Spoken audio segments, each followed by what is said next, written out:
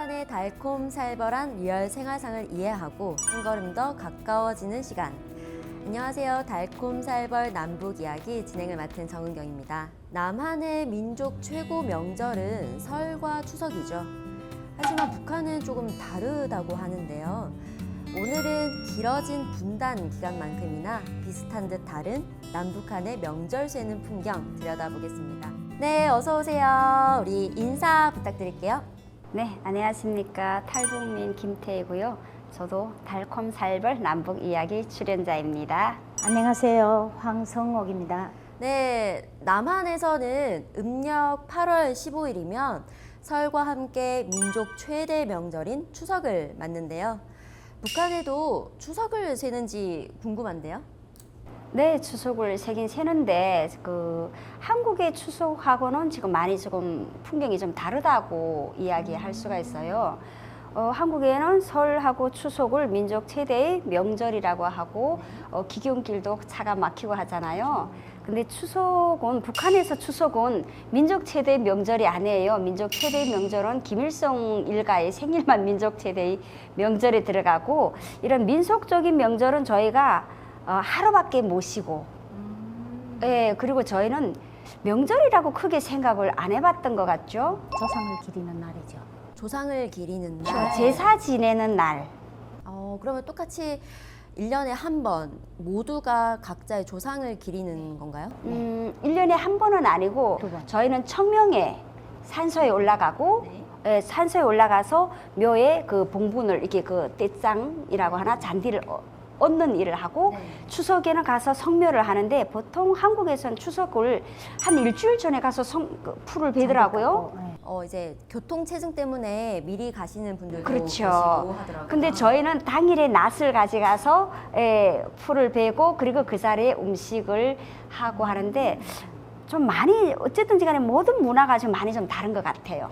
그러면 보통 저희가 많은 일반 가정분들이 추석이 되면은 이제 집에서 가족들이 모여서 차례를 지내고, 차례를 지낸 다음에 성묘를 가는 게 보통 일반적인데, 집에서 지내는 차례를 생략하고 바로 산소에 가서 조상분들께 차례를 지내시는 거네요.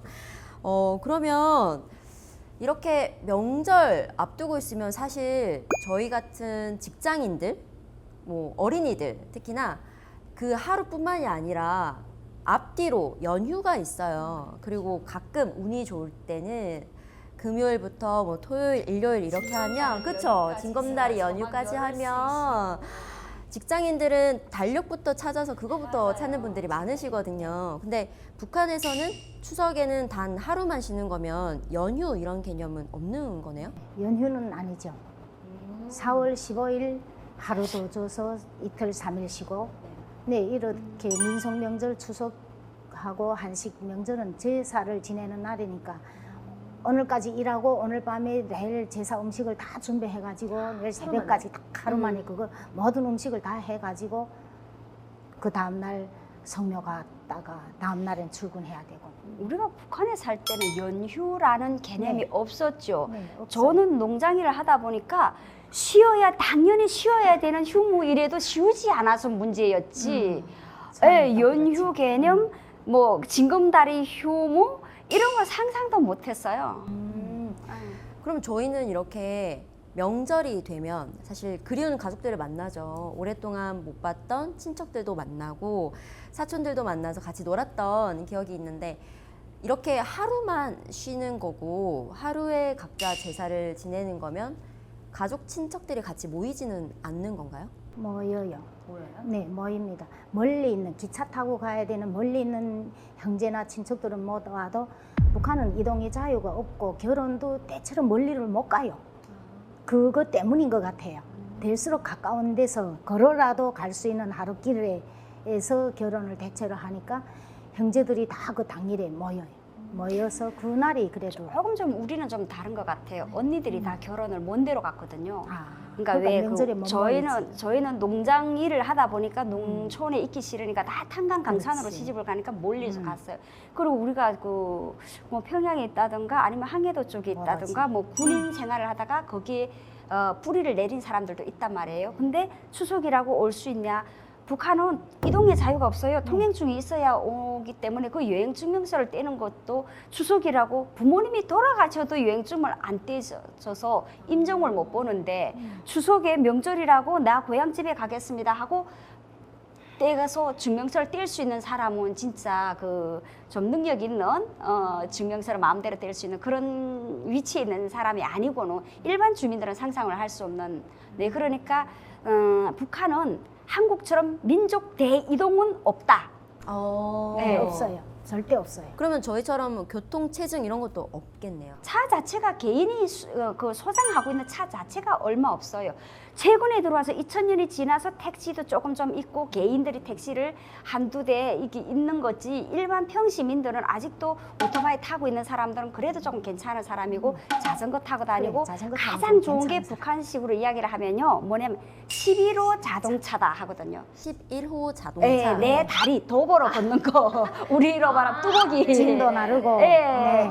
그래서 우리는 뚜벅이를 11호 자동차라 하거든요. 내 11호 자동차가 아, 그러네요. 가장 건강하고 안전하다 이야기를 하는데 예, 그런 사람들이 많다 보니까 이게 차로가 그냥 비어 있다고 생각을 하시면 돼요. 차가 다니는 차가 별로 없어요. 그럼 저는 궁금했던 게 저희는 이렇게 자동차도 많지만 그래도 기차나 고속버스를 이용하시는 분들도 많으세요. 그래서 항상 명절 때가 되면은 기차표 끊기 전쟁인데 북한에서는 그 많은 사람들이 직접 걸어 다니거나 자전거를 타지 않으면 저는 TV에서 봤을 때 기차를 이용하시는 분들도 많았거든요.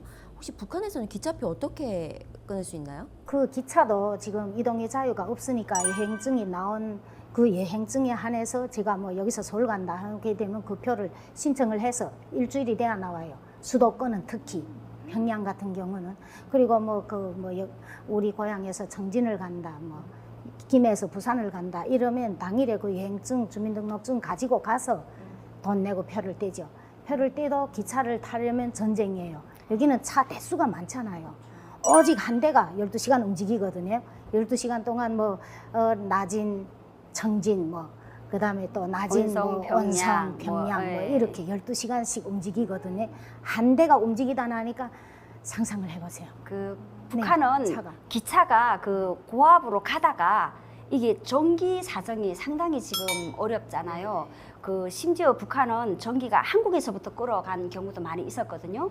근데 저희가 살던 데는 함경도 지역이다 보니까 특히 양강도 쪽에는 그 배감 이쪽으로는 올라가면서 기차가 올라가다가 멈춰 서는 경우가 있어요. 그러면 사람들이 내려서 차를 밀어야 되는데 그런 경우 그렇게 기차의 사정이 기차 열차 사정이 각박하다 보니까 표를 사는 것도 사람들이 줄을 서서 며칠씩 기다리는 경우가 있어요. 연착 지연되는 거는 비일비재한 일이고 그래서 그 표를 정말 힘들게 샀는데도 불구하고 또 그 안에서 그 열차 안에 그 직원들 같은 경우는 표를 암암리에 암표로 이렇게 판매를 하는 경우도 있죠. 그런 표를 한번 사려고 정말 나는 해령에서부터 그 내가 사는 지역까지 정말 몇 정거장 안 되는 사이에도 그 기차 단속은 또 너무나도 심하게 하잖아요. 그러면 우리가 또 청진도 저 직결소에 끌려가야 되고 이러니까 그 표를 사는데 사람이 올라서서 하는 거예요. 그리고 그 또 배낭을 메고 장사 배낭을 메고 차에 오르려고 하면 너무 힘든 건 거예요. 사람 머리 위에 사람들이 다 올라가는 제대군인들 같은 경우는 나는 거예요. 이 사람들은 날다 보니까 사람들 머리를 밟고 그 위로 확 날 올라가서 유리가 없어요. 그러니까 그 창문으로 확 올라가는 건 거예요. 그러니까 이럴 정도로 어찌고 보면 8.15 해방 만세 불렀을 때 그 수많은 사람들이 기차를 타고 오던 모습이 우리가 살 때 북한에서의 그 기차 사정이었다. 근데 지금은 제가 마지막으로 2004년도에 북송돼서 북한에 갔는데 청진에서부터 해령에 제가 사는 곳까지 가는데 고속버스가 있더라고요.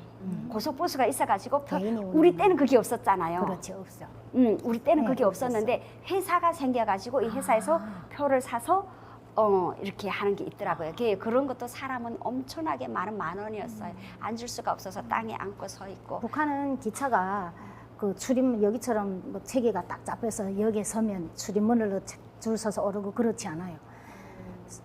기차가 쫙 들어오면 뭐 출입문을 오르는 사람 창문으로 나가 들어가요. 남자가 여자가 다 그렇게 해야 돼요. 그러니까 안 먼저 그러면 못 타는 타요. 게 그렇죠. 인자예요. 네. 안 그러면 타지 화장실도 못해요. 안에 화장실도 들어가면 꽉꽉 사람이 네. 다 박혀 있어요. 화장실까지 꽉 찼어요, 사람이. 그 그냥 볼일 무법지대, 네. 아비규환. 네. 그러다 나니까 뭐 추석 명절이다 해서 우리 모인다. 이거는 상상 자체를 안 하고 삽니다.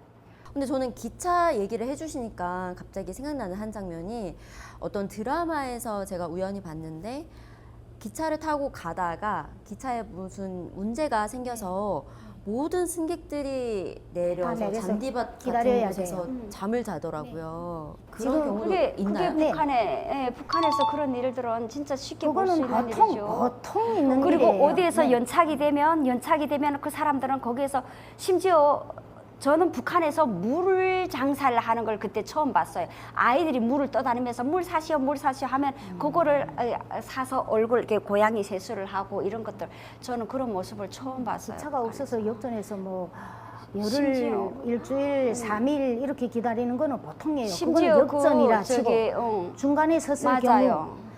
거기는 석탄이 없으니까 전기 이렇게 장거리 차들은 전기로 다니거든요. 정전이 되는 거예요. 그러면 뭐 끝이 없는 거라 뭐 언제까지 전기 들어올지도 모르고 그 그냥 서고 봐봐요. 있어요. 제일 중요한 거는 그 김일성이나 김정일이 현지지도 떴다 할 때게 되면 그거는 딱 봉쇄를 해놓고 네. 진짜 개미도 얼씬 못하게 하거든요. 그러면 기차도 서 있어요. 네. 기차도 대피 먹어야 되는 건 거예요. 기차도 대피를 먹게 되면 그때는 사람이 내려오지도 못하게 해요.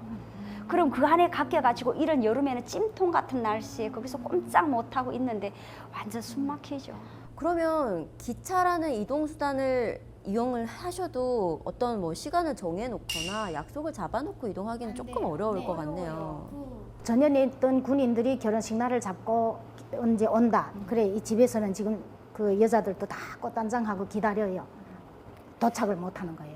그런 신뢰는 부재일 제가 거로 그 굉장히 재미있는 있어요. 일화를 하나 이야기를 하면 항해도에서 시집 온 아주머니가 있었는데 이 아주머니가 자기 부모님이 돌아가실 때까지 친정을 못 가봤어요. 30년이 지났는데 그러니까 거기에서 동생네 그 조카가 그 이모가 보고 싶어가지고 그 항해도에서 쌀 배낭을 메고 쌀을 아마 그때 한 대여섯 배낭을 아마 가지고 그리고 여기다 돈을 넣고 이러고 출발을 했어요. 출발을 해서 왔는데 항해도에서 기차를 처음 보는 애가 항해도 심산골이거든요. 항해도에는 기차가 잘 없어요. 없는 데가 많아요. 그러니까 얘가 평생 기차를 못 보던 애가 기차를 타고 오면서 그 배낭을 다 잊어버렸어요. 도둑 맞힌 건 거예요. 세상에. 우리 그런 일이 많이 있잖아요. 그렇죠. 네. 터널을 지나가면 불이 없으니까 짐을 네, 떼가고 나가지 이런 마요. 것들이 많거든요. 끈을 팔에다 그다음에 감고 앉아도 메고 뽑아가요. 있는 배낭을 메고 있는데 사람들이 꽉 조여서 했는데 밑에서 이렇게 칼로 구멍을 내가지고 뒤에서 다 받아가요. 메고서 도망가고 이런 뒤에서 일들이 받아가요. 진짜 눈 뜨고 진짜. 코 베이는 게 기차 안에 사정인데 얘가 배낭을 쌀을 다 도둑 맞췄는데 그리고 몸만 살아서 왔어요. 다행히 돈은 있었어요. 와서 하는 소리가 이모 나는 열차에 화장실 있는 거, 난 열차 변소 있는 거 처음 알았다고. 너무 신기해서 그 배낭을 잃어버린 아픔보다도 나는 열차 타봤다. 근데 그 안에 변소 있더라. 그 이야기를 너무 이야기해서 기가 차가지고 이모가 나와서 그 이야기를 하더라고요. 근데 이렇게 기차로 이동하는 게 어려운데 아까 말씀해 주셨을 때 집에서 추석 차례를 지내지는 않지만 조상이 있는 산소를 찾아서 거기에서 이제 음식을 올리고 제를 지낸다고 하셨는데 보통 우리가 생각하는 산소는 조금 산 쪽에 있잖아요. 그럼 거기까지는 어떻게 이동을 하나요? 걸어서 걸어서 올라가시오. 네, 당연히. 저녁에 음식을 다 만들어서 이런 다라에다가 이고 다라이에다가 들고 여기처럼 뭐 일회용 그릇 이런 거 없어요. 다 그 도자기 접시 그릇 자체가 무겁잖아요. 도자기요? 네. 그렇죠. 도자기 접시 깨질새라 다 반찬들 담고 떡 담고 큰 다라이에 해가지고 그걸 이고 산으로 가는 거예요. 여기 말하는 낙골당 뭐 네, 이런 네, 쪽으로 네, 그 네. 진례 우리는 우리 장례에서 산을 쓰잖아요. 보통 네. 산이거든요. 비탈 좀 네. 진 대로. 그래서 가까운 좋은 산은 다 그 공동묘지 산. 근데 이 말씀 들으니까 조금 익숙한 게 예전에 소풍 갈 때도 그렇죠. 가마솥이랑 그렇죠. 도자기 다 근데 들고 그거하고 또 가신다고. 다른 게 네. 소풍 갈 때는 그냥 가마를 재료를 가져가서 그 가지고 자리에서 가거든요. 하지만 이건 음식을 다 해서 가니까 그 다라이를 이고 가다가 산비탈에서 우리가 발을 헛디뎌서 넘어지면 큰일 나는 거예요. 네. 그릇이 다 깨지는 거는 물론이고 조상한테 음식이 다 드릴 섞이지 음식이 거기서 다 하는 거예요. 그러면 여기하고 또 음식이 다른 게 여기는 간을 안 하잖아요. 거기는 간을 다 해요. 고춧가루를 안 넣을 뿐이지. 네, 네, 거기는 간을 다 해서 거기서 이렇게 펴고 거기서 해서 그 음식을 먹고 내려온단 말이죠. 그러니까 간을 예, 함경도 쪽은 간을 다 해요. 가면 감자 반찬, 콩나물 반찬, 두부 산적 뭐 했는데 그게 한꺼번에 다 엎어지는 그런 일이 비극이 발생되는 거죠. 말만 들어도 너무 속상한데 그러면 이렇게 우리랑 이미 추석을 세는 문화가 조금 다른 것 같은데 북한에서의 최대 명절은 아까 살짝 말씀해 주셨는데 지도자의 그렇죠. 생일. 김일성 일가의 네, 생일 명절이죠. 명절. 그러면 그때는 뭐 어떻게 지내는지 조금 이야기해 주실 수 있나요? 그때도 뭐 지금 추석 명절 하는 것처럼 맛있는 음식도 쌀도 미리미리 엄마들이 이렇게 각자 집에서요? 네, 그렇죠. 각자 집에서 그러니까 근데 자체를 졸고 다 쌀을 제일 벌려서 가루 내서 해가지고 떡도 만들고 음식 준비하죠. 중요한 근데 거는 이거 어디로 간다. 이게 그런 없죠. 명절에는 왜냐면요. 김일성 일가의 명절에는 자기네들이 탄생일이라고 전 국민들에게 선물이라는 걸 조금씩 줘요. 네. 아이들한테는 미성년 네. 뭐 어린 아이들에게 초등학생 아이들에게 뭐 사탕 과자를 준다든가 그리고 뭐 세대당 뭐 500g씩 사탕 과자, 네, 뭐 쌀, 기름, 뭐 그다음에 술 기름. 한 병, 뭐 이런 정도의 조금 좀 뭐 주기 때문에 그건 조금 좀 기다려지는 거고 추석 같은 때는 나는 어렸을 때는 솔직히 추석이 너무 좋았어요. 왜냐면요 두부를 1년 농사를 지은 두부를 한데 우리는 1년 농사를 다 짓지를 않은 상태거든요. 그렇죠. 거기는 그런 9월이면 곡식이 두부를 없어요. 구워 먹을 수 있을 때 감자 반찬을 마음껏 먹을 수 있을 때 그리고 뭐 아오리 비슷한 뭐 사과라도 조그만 사과배, 거라도 사과배가 얻어 먹을 수 있을 때 그럴 때 어릴 때는 너무 좋았는데 어머니가 돌아가시고 추석 명절을 세야 되는데 미공급이 딱 시작되니까 너무 슬펐던 기억이 뭐냐면요. 아니 엄마 제사상에 두부를 올려야 되는데 우리가 콩이 없는 건 거예요. 그래서 뒷산에 콩을 심은 건 거예요. 그래 밤에 올라가 가지고 그 파란 콩을 다 가만히 엎드려 가지고 그것도 뜯었어요. 뜯어서 요만큼 만들어서 집에서 그걸 갈아 가지고 맷돌에 갈아 가지고 두부를 만들었어요. 두부를 만들었는데 그 청대를 발라 가지고 그러니까 손톱이 지금 그 다 까니까 손톱이 엄청 아프더라고요. 그래, 아프죠. 그 두부를 만드니까 두부가 파란 두부가 그렇지. 나온 거예요. 야물지 않은 콩을 했으니까 콩이 야물어 넣어야 되는데 이거 아직 야물지 않은 거 지금 깠어요. 그래도 엄마 상에 두부 한 모라도 꼭 올렸다고. 올리고 싶더라고. 그래서 진짜 그게 내 밭이 아님에도 불구하고 우리는 농장 밭이잖아요. 농장 밭인데도 불구하고 가서 그거를 뜯어다가 밤새 갈아서 새벽에 두부를 해서 참 그때 너무나도 처량하더라고요. 이렇게 어머니가 생각나고 그죠 가족이 생각나는데 조금 전에 말씀해 주셨던 그 지도자의 생일 근데 저는 조금 놀랐던 게 어떤 지도자들의 생일에 무슨 절 이렇게 명칭이 따로 붙더라고요. 사실 저는 누군가가 좀 위대한 사람이 태어났을 때 저가 좀 익숙한 건 뭐 석가탄신일이라든지 성탄절이라든지 이런 전 세계 사람들이 다 아는 절만 알고 있었는데 북한에서는 그러면 지도자마다 이렇게 명칭이 따로 있나요? 그게 김일성은 우리가 태양으로 했는데 김정일은 우리가 그냥 지도자라고 했거든요. 그리고 김정은 세대에 와서는 얼마 전에 알았는데 태양절을 없앴다 하더라고요. 네, 그 네. 태양상이랑 없앴다 네, 하더라고요. 다 없앴다 하더라고요. 네. 왜 그랬을까요? 자기가 저희- 할아버지의 등에 업혀서 내가 이렇게 음. 됐다 이 이미지를 없애려는 거예요. 본인의 입지를 조금 더 다지기 위해서 내가 이제는 진정한 북한의 지도자다. 그 할아버지와 아버지 그 아우라가 아닌 내가 진정한 나만의 이제는 그걸 지금 하겠다는 거죠. 정말 독자적인 행보를 위한 거네요. 그렇다면 조금 전에 그 우리가 태양절에 대해서 계속 얘기를 하고 있는데 태양절에 집에서 뭐 떡을 해 먹는다던가 음식을 해서 가족들이랑 나눠 먹는다고 하셨는데 김정일 생일이 2월부터 들어있고 뭐 4월까지 이 전체 기간이 뭐 축제 기간이다 이런 말을 들어본 적이 있어요. 이 맞나요? 그렇지는 않고요. 김정일이 생일이 2월이니까 2월 16일 당일을 뭐 주말 끼면 같이 쉰다던가 당일을 쉬고 그것도 또 뭐 김일성이 생일하고 비슷하게 좀 시내 읍에 내려가서 큰 공설 운동장 이런 데 국내 학생들이 다 모이고 이런 데서 뭐 집회도 하고 행진도 하고 경기도 하고 이렇게 공연도 하면서 하고. 쉬고 김일성이 생일 우리 때는 김일성이 생일이 더 컸으니까 그날은 야외까지 저녁 야외 그 무대 그 군중무용 그쪽에서는 군중무용이라 했더라. 군중무용이라 했죠. 까먹었다. 군중무용이라 이제는. 했어요. 긴 원을 몇 개씩 둘러가지고 한 개 회사씩 원을 둘러서 남녀가 손잡고 추는 그런 거 있어요. 그런 걸 저녁까지 하고 무도회. 김일성 생일에는 무도회라 했죠. 우리 기억도 참 나는. 네네. 그렇죠. 예. 저는 궁금한 게 이렇게 어떤 지도자의 생일을 위한 축하연을 연다. 그러면 거기에 참석할 수 있는 사람은 누가 참석을 하는 건가요? 공연을 하는 사람들 말고 구경을 하는 사람들이 일반 국민들이 가서 구경을 할 수 있나요? 직장에서 단체로 무조건 가야 돼요. 그게 우리는 시내 왜냐하면 직장인이니까. 다른 게 뭐냐면요. 평양 쪽에서 하는 거는 외국인들이 와서 하는 건 거예요. 국가 수반들도 오고 외국인들이 뭐 축제로 하는 거고 그다음 지역은 지역대로 또 다 네. 다리별로 하기 때문에 그때는 우리가 의미적으로 참가를 해야 되는 의무가 있는 건 네. 거예요. 이걸 참가를 안 하면 안 직장에서 되는 건 네, 거예요. 출석 다 해서 그거 다 끌고 가요. 안 가면 안 돼요. 우리가 흔히 말하는 필수 참석, 필참이라고 하는데 북한에도 필참 문화가 있는 많죠. 거네요. 거기는 모든 것이 다 강제죠. 우리는 모여 앉는 걸 싫어해요. 그러니까 이게 그룹을 형성을 해서 그러니까 한국에 오면은 우리가 그룹으로 해서 뭘 그 세미나도 가고 뭐 컨퍼런스도 하고 이런데 탈북민들 그걸 싫어하는 건 거예요. 왜냐면요. 북한에서는 무슨 주말에도 회의, 쉬는 날에도 회의 이러니까 우리가 쉬는 시간을 못 가지는 건 거예요. 그리고 밤에도 뭘 하다가 사상투쟁회, 생활총화 이게 넘어가면 새벽 3시까지 할 때도 있어요.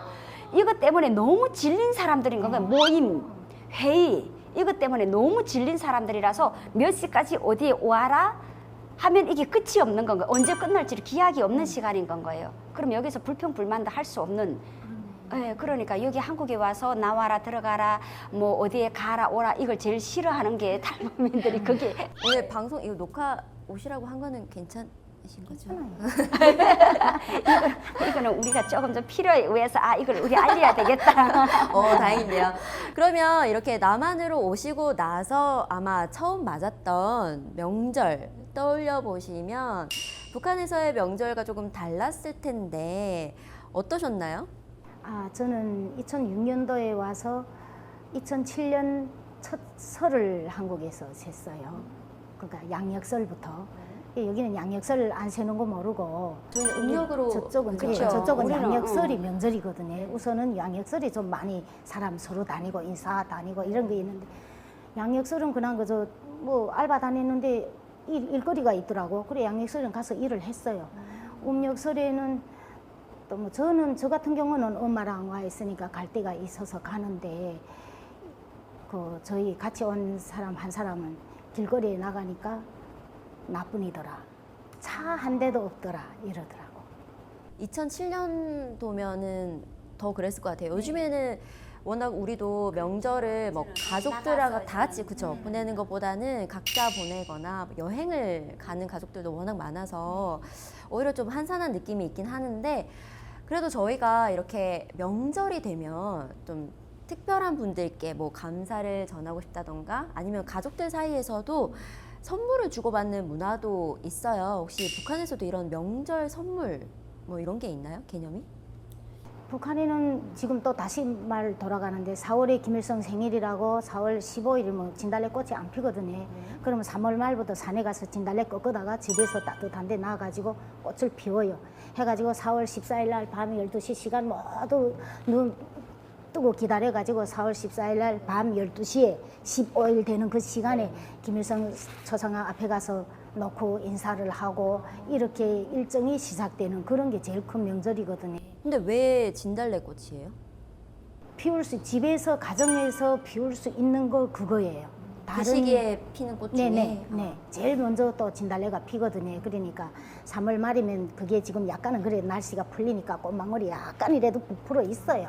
그것도 또 못 모르고 북쪽에 가서 꽂고 애들 남쪽에서 그 사람마다 다르거든요. 그러면 너네 끈은 폈는데 왜 우리 끈은 안 폈냐 이런 게 있거든요. 그러니까 그런 기회도 또 부모들한테서 할아버지들한테서 넘겨받아가지고 그런 게 제일 큰 명절. 근데 여기- 북한에서는 설이게 되면 그 동네 사람들이 와서 동네 사람들이 술 한 병씩 공문에 차고 들어와요. 인사 공문에다가 와서 그 은사 그리고 그 동네 제일 장년한테 그 오래오래 만수무강 하시라고 이렇게 한 잔 부어드리고 그리고 꾸벅 절하고 그리고 가는 문화가 있었거든요. 네, 있어요. 한국에 오니까 그게 없더라고요. 좀 비슷한 문화가 저희는 설에 뭐 세배를 드리는. 그거는 우리 집안의 세배를 하는 건데 근데 저는 제가 뭐 은사님이나 이런 분들한테도 가서 세배는 인사드리거든요. 그거는 네, 설에. 그리고 그런 뭐 편이 또 우리는 또 추석에도 그렇고 설에도 그렇고 아이들에게 용돈을 줬잖아요. 근데 한국에 와봐서 저는 그걸 느낀 게 왜냐면 한국은 역시 아이들이 왕이구나. 저희는 북한에서는 항상 북한에서 아이들이 왕이라고 김일성 때부터 했는데 전 정말 북한에서 아이들이 왕인 줄 알았어요. 근데 그 아이들한테 용돈을 주는 법이 없고요. 밥도 아빠 엄마는 아버지는 흰밥을 드셔도 아이들은 깡냉이 밥 먹고 자랐거든요. 저 이렇게 안 자란 이유가 깡냉이 밥 먹어서 안 먹어서 못 자랐어요.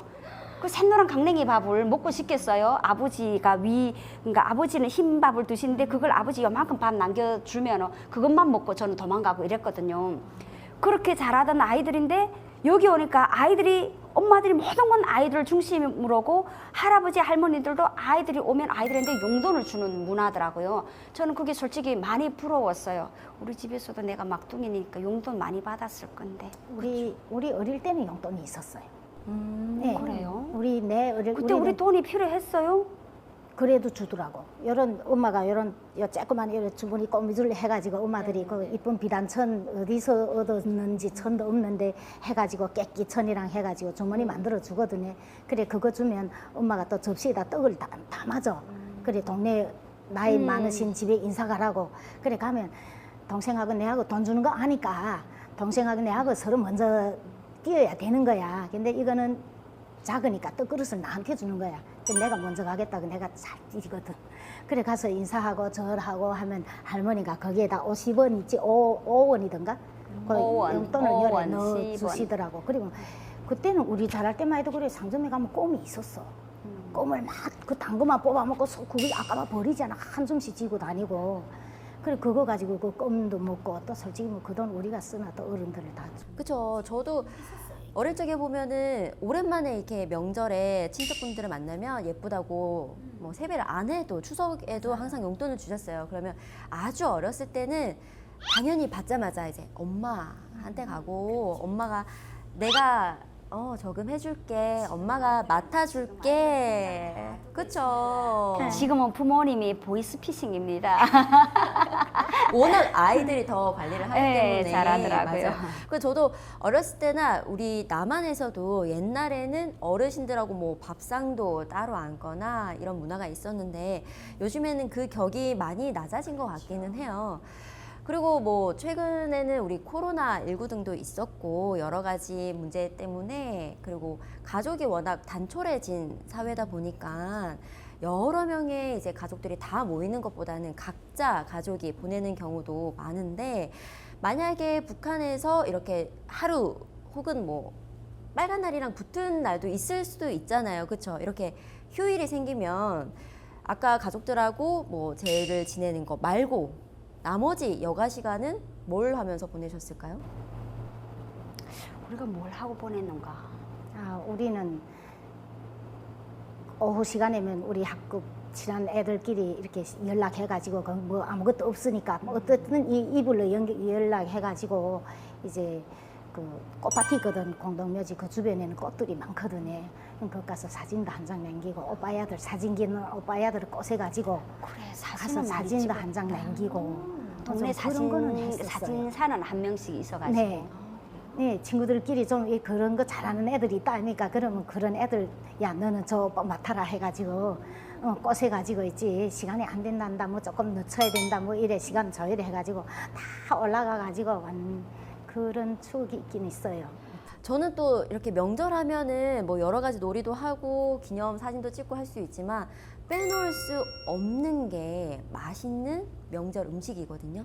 사실 빨리 할머니 댁에 가서 튀김이 먹고 싶고 갓 튀겨낸 뜨거운 그 고구마 튀김 막 호호 불면서 먹고 싶고 또 저희 할머니는 늘 가면은 식혜를 해주셨어요. 제가 추석인지 설인지 정확하게는 기억나지 않지만 늘 이렇게 커다란 양동이에다가 직접 식혜를 담가 주셨는데 이상하게 네, 돌아와서 시판에 사 먹는 식혜는 그 할머니가 해주시는 식혜랑 맛이 너무 다르더라고요. 그래서 저희 가족들은 항상 그걸 기억하면서 기다리는 마음으로 갔었는데 아마 북한에서도 특별히 차려 먹는 음식 같은 게 있을까요? 북한에서는 추석이면 송편은 무조건 해 먹어야 돼요. 북한에도 송편이 있어요? 그러니까 북한에는 송편도 있고 증편도 있고 절편 있고 이렇게 있는데 증편 같은 경우는 결혼식 때 무조건 올라야 되는 거고 예, 그리고 절편하고 송편은 이게 명절에는 때마다. 무조건 있어야 되는 거예요. 그 송편은 안에다가 그 콩고물 넣고 예, 밀어가지고 이렇게 딱 접어가지고 컵으로 딱 반달을 딱 찍어내는 거. 컵으로 찍어요? 그쵸? 손으로 이렇게 하는 거 아니고? 아니요. 우리는 왜냐하면 잎살을 가루를 내서 그러니까 일반 잎살을 가루 내서 그거를 감아와서 반죽해서 쪄서 그래서 그걸 절구로 쳐서 그래서 하는 거예요. 우린 지금 다 기계로 하잖아요. 북한은 기계로 할 수가 없는 건 거예요. 그러니까 그 쌀을 뜰 때부터 웃겨요. 우리는 여기서 키로로 하는데 거기는 사발로 하는 거예요. 한 사발, 두 사발 해서 그걸 방앗간에 가서 불려서 충분히 불린 거를 가루 내서 와서 쪄서 절구로 다 찧어서 떡메로도 아니고 절구로 다 칠해가지고 집에 와서 그거를 주물러가지고 오죽하면 농담을 하면서 손 씻었냐 손때 묻어야 손때 많이 들어가는 걸수록 더 맛있다 이렇게 이야기를 하는데 그만큼 많이 치댄 떡일수록 맛있다 이 말인 거예요. 그야말로 수제 송편이 그렇죠. 그래서 밀어가지고 그걸 최대한 얇게 밀어서 딱 미리 만들어 놨던 이게 그 안고 예, 그 다 고물 이렇게 있잖아요. 딱 그걸 딱 재놓거든요. 넣으면은 그다음에 찍어내는 거는 컵으로 찍어내는 거예요. 컵으로 딱 이렇게 찍어내면 그러니까 우리 여기 그 바람떡이라고 해야 되나? 바람떡 비슷한. 예, 만드는 방법이 달라요. 어. 여기는 가루에다가 그 뜨거운 반죽을 해서 그 바로 만들어서 쪄내는데 그쵸. 거기는 반죽을 한 거 가마에다 쪄서 가마솥에다 쪄서 절구에다 치대게 가지고 그래서 그, 만드는 네, 거죠. 밀어서 만드는 그러니까 거예요. 우리나라에 보니까 한국에 와 보니까 그게 바람떡이더라고요. 바람떡이 바람떡이더라고요. 근데 우리는 그걸 송편이라고 부르는 가운데다 거예요. 이렇게 색깔 그리고 내게 그다음 다시 그렇게 만드는 거. 반달을 만들면 송편이고 그거를 길게 만들어서 해서 그냥 떡지길로 찝어가지고 만들면은 그건 동그랗게 만들어도 꽃떡이라. 꽃떡이고 그다음 절편이 되고 이렇게 이름이 달라지는 건 거예요. 그래서 저는 어렸을 때 보면 저희는 송편을 다 직접 만들었으니까 저도 할머니 댁에서 뭐 엄마나 사촌 뭐들하고 같이 송편을 빚어본 기억이 있는데 그런 말이 있었어요. 여자가 송편을 예쁘게 빚으면 예쁜 딸을 낳는다. 이거는 근데 북한은 여기서 말하는 송편을 북한에서는 만두라고 부르지 송편이라고 안 불러요. 네, 그리고 추석에 한국에서는 또 부럼 깨먹는 게 있잖아요. 부럼 깨먹고 그리고 보름에는 기발기 술 먹고 이런 게 있잖아요. 이렇게 기발기 술은 내가 먹어봤던 기억이 있는데 부럼 깨먹는 거는 몰랐었어요. 포도를 먹어야 되고 부럼 깨먹는 거. 그게 우리 북한에서 포도가 있었으며 부럼을 깨먹을 호두나 이런 것들이 어디 가래토시. 잣은 있었겠어요. 가래토시지. 그게 있었겠어요. 그게 어떤 문화에서부터 이게 뭐 애군을 쫓는다는 그런 말이 있었던 것 같은데 이렇게 얘기를 듣다 보니까 갑자기 송편도 먹고 싶고 명절 음식이 생각나면서 이제 얼마 남지 않은 추석이 좀 기다려지는데요. 옛날부터 우리가 추석 명절 이렇게 하면은 가족들끼리 다 같이 모여서 이렇게 심심함을 무료함을 달래면서 하는 놀이들이 있었어요. 저는 기억하기에 가족들끼리 모여서 윷놀이를 한 적도 있고요. 아니면 우리 국가 무형문화재로도 등록이 되어 있는 강강술래가 뭐 유래는 조금 다르긴 하지만 정월 대보름에 이렇게 추석날 보름달 아래에서 여성분들이 노는 강강술래 놀이가 유명한데 혹시 북한에서도 이렇게 가족들이 모여서 할 수 있는 놀이 문화 있을까요? 윷놀이는 해요. 윷놀이하고 그게- 카드놀이. 네. 카드놀이. 거기는 그 여기처럼 이렇게 나무 깎아서 이렇게 안 하고 이렇게 콩, 왕콩 있잖아요. 그 이만한 그 줄. 그거는 그 북한 말로 마오제콩이라 하는데 러시아 그 러시아 쪽에서는 그거는 러시아 그것처럼 사람들 크다는 소리죠. 비교해서 마오제콩이고. 네, 그래 마오제콩이라 하거든요. 이따만 큰 종자가 있어요. 거기에다가 줄 세 개서 네 파는 떨개 거죠. 걸순용 칼로 파는 거예요. 개별적으로 만들어 가지고 그걸 갖고 놀아요. 저희도 그림을 그려 가지고. 윷을 옛날에 만들었던 거 그냥 나무 이렇게 막대기가 있으면 거기 안에다가 매직으로 이렇게 X표 몇 개 예, 예, 하면서 맞아요. 네네. 그래가지고 했던 것 같기는 하는데 저는 또 생각나는 게 우리나라에서는 이렇게 추석, 설 이렇게 하면은 TV에서 늘 볼 수 있었던 게 천하장사. 요즘에는 조금 네 옛날이랑 문화가 조금 달라지긴 했지만 와 천하장사 하면 사실 대단한 거였거든요. 북한에도 혹시 씨름 경기 같은 게 있나요? 지금은 단오 모르는데 때 옛날에 단오 때, 있었어요. 단오 때 학교 마당에서 음. 그 봄에 야유회 같은 걸 하는 경우가 있어요. 그때는 그네도 뛰고 아 참 그네를 나이 드신 분들이 그네를 잘 뛰더라고요. 네. 그네 뛰고 뭐 달리기도 하고 계주도 하고 뭐 씨름도 하고 철봉도 하고 또 일단 종목들이 하다 너무 많았는데 지금 다 지금 나열하기는 좀 그런데 어쨌든 대표적인 우리 민속적인 이런 것들은 근데 이런 추석에는 안 했어요. 추석에는 안 하고 추석에는 그냥 추석에는 그냥 성묘 보는 그러니까 날이니까. 그것만 하는 네. 거였고 단오 때가 그런 민속적인 놀이를 많이 했죠. 이렇게 절기는 조금 다르지만 하는 민속 놀이는 같은 문화인 것 같네요. 그럼 혹시 북한에서 지내셨던 추석 문화 중에 생각에 남으시거나 그리운 문화 있으실까요? 아니면 뭔가 좀 마음에 남거나 나의 이런 추석 명절?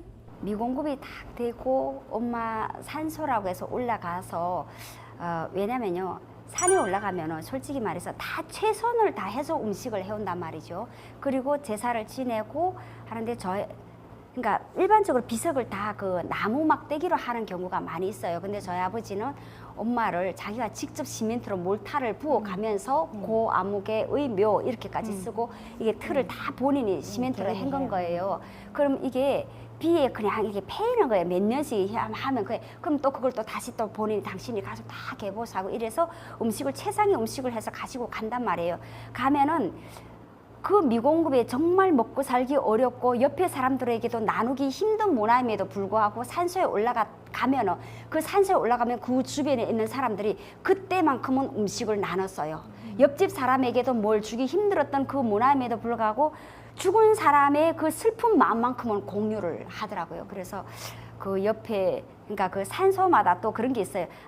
선생이 저희 아버지는 교사였는데 저희 아버지가 교사 와이프가 여기 있다면 또 저쪽에는 또 교장 선생님이 자기 어머니를 모셨고 자기 아내를 모셨고 이런 게 돼 있더라고요. 이렇게 가면은 항상 올라가면은 거의 비슷한 시간대에 가거든요. 그럼 기다렸다가 크게 공터가 있는데 거기다 가서는 상을 펼쳐놓고 크게 놓고 네 음식 내 음식 다 내놓고 앉아서 그렇게 먹던. 예.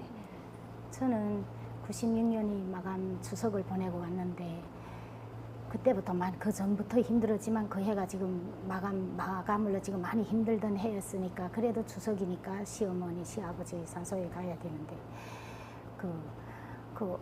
거기는 쌀 한 킬로에 계란 한 알이에요. 쌀 한 사발에 강냉이. 계란 한 알이거든요. 그래서 뭐 이렇게 뭐 다시 못 벌 줄은 모르고 어쨌든 최선을 다했다는 게 계란 세 알을 샀어요. 제가 계란 세 알을 사서 집에서 이거는 그러니까 그 형제들이 다 모이니까 우리 시아버님의 형제들이 다 모이니까 딸 둘 아들 셋 다 모이거든요. 그러면 집집마다 다 제 음식을 만들어 와요. 그러니까 이 계란은 우리 애들이 엄마가 산 거니까 자기네 거라고 생각을 했던 것 같아요. 그래 가서 제상에 다 정성껏 이고 올라가 가지고 펼쳐놓고 보니까 계란은 내만 삶은 거야. 그러니까 계란 씨알을 삶았는데 그 계란을 지내고 돌아앉아 먹으려고 나오고 보니까 나는 미처 여기 심부름 하느라고 못 봤는데 우리 아들님이 돌아앉아 우는 거야. 삐져가지고 그래 왜 그러는가 하니까 또 가르쳐서 보니까 큰아버지가 계란을 칼로 이렇게 절반씩 다 떼게 놓은 거야. 아, 우리 엄마가 준비한 건데. 네. 어린아이. 네, 지금도 그 계란 삶은 거 보면 문득문득 그것 때문에 좀 마음을 다다듬어야 계란을 먹어야 되는 때가 있어요. 이렇게 북한에서의 명절 기억이 있으신데 그러면 남한에 오신 지도 이제 20년 아까 되셨다고 하셨는데 남한에서 정착하신 후에 제일 처음 맞으셨던 명절 때는 도로가 되게 한산했다라고 기억을 하셨어요. 그 이후에는 이렇게 해마다 오는 명절 때 어떻게 보내셨나요? 저는 엄마가 계시니까 엄마 집으로 당연히 가서 인사를 해야 되고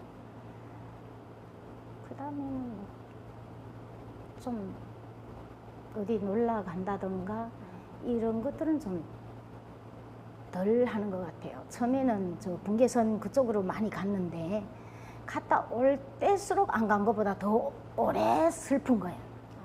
이제는 좀 한 달, 두 달 이렇게 지나가면서 좀 잊어먹고 살까 내 생업에만 열중해야 되다 나니까 그러던 게 명절이 돼서 이번에는 추석을 거기를 가자 해서 올라가서 저쪽을 보고 오면 며칠 동안 잠도 안 오고 스트레스더라고.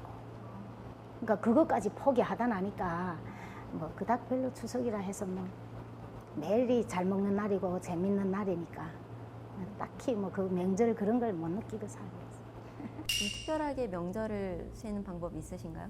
뭐 저 같은 경우는 뭐 시댁 쪽이 조금 있으니까 뭐 시부모님 다 돌아가시고 안 계시고 예전에 그 제사를 지내야 될 때는 뭐 조카들이랑 함께 제도 지내고 뭐 시간을 보내고 했는데 지금은 또 특별히 지금 그런 것도 안 하고 여행을 좀 가는 여행을 남편하고 뭐 친구들하고 팀워크를 해가지고 그것도 가고 또 솔직히 피해 가는 거죠.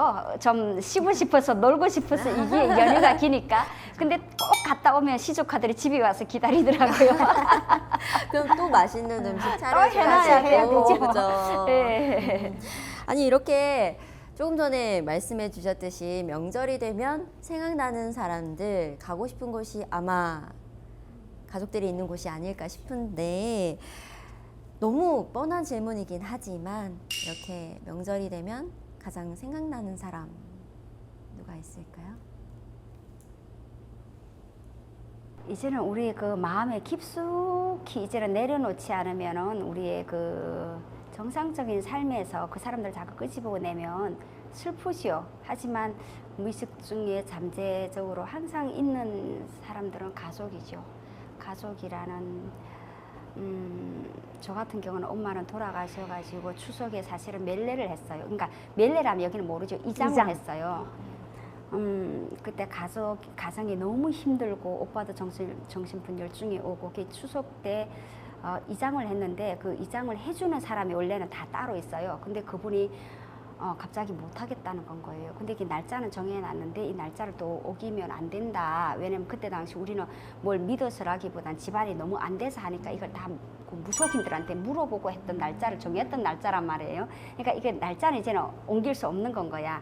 그래서 배 대수술을 3번 한 아버지를 모시고 가서 오빠는 정신분열증이 왔으니까 오빠한테는 못 맡기잖아요. 그러니까 내가 삽을 파는 건 거예요. 무덤을 파가지고 꽃갱이로 저기 관 뚜껑을 열려고 하는데 관이 뻘겋은 물이 막 올라왔더라고요. 나는 그게 핀 줄 알았어요.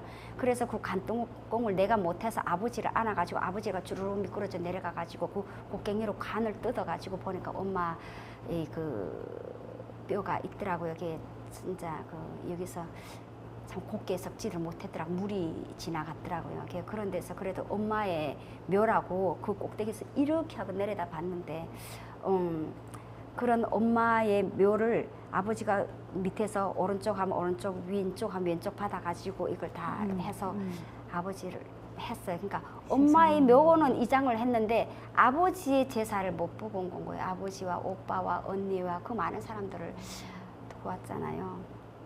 그런 것들 다 이야기를 하면 우리에게는 슬픔이고 눈물인 건 거예요. 그래서 추석을 기쁨으로 맞이하기에는 사실은 우리가 힘든 때예요. 하지만 이걸 우리가 잊어야 우리가 살겠다. 슬픔은 저 멀리 밑에 깔아앉히고. 그래도 한 번 더 여쭤봐야죠. 아직 저는 뭐 불쌍하게 돌아가신 아빠도 뭐 못 보는 것도 있지만 또 아직은 살아있는 가족들이 그쪽에 있으니까 네. 뭘 오늘은 떡이라도 해먹고 사는지 이모 집에 가보는지 이런 거 네. 어쨌든 명절 하면 없었으면 좋겠어요. 네, 가슴 아픈 그런 거예요. 그러면 좀 어려우실 수도 있겠지만 언젠가는 우리가 통일이 된다거나 아니면 북한에서도 이 방송을 볼 날을 우리가 기대하면서 조금 멀리 떨어져 있지만 그곳에 있는 우리 가족들에게 명절 인사를 건네본다면 어떤 말씀을 전하고 싶으실까요? 저는 솔직히 슬픔을 다 내려놓고 그쪽에 사람들이 살아있다면 이야기하고 싶은 게 참 대한민국이 우리가 생각했던 대한민국이 아니더라. 우리가 북한에서 생각을 하면서 가졌던 마냥 그 적대시하면서 가졌던 그 대한민국에서 우리는 이런 문화를 유지하면서 고수하고 살아갈 줄을 몰랐던 데에 민속적인 얼이 더 살아있더라. 그리고 우리가 생각을 했던 그 슬픔만이 아닌 이쪽에서는 그것을 가지고 문화로 만들어 놨더라. 그래서 나는 솔직히 말해서 북한에 있는 가족들이 살아있다면은 한국의 문화를 같이 연결을 해서 이어갔으면 좋겠다는 생각을 사실은 많이 하죠. 그거는 아마 탈북민들이 다 똑같은 마음이겠죠. 내가 밥을 먹으면 그 사람들도 밥을 먹었으면 좋겠고 내가 웃고 떠들면 또 그 사람들도 웃고 떠들었으면 좋겠고 그 말을 지금 멋있게 포장을 한 것이 이게 아닌가. 예.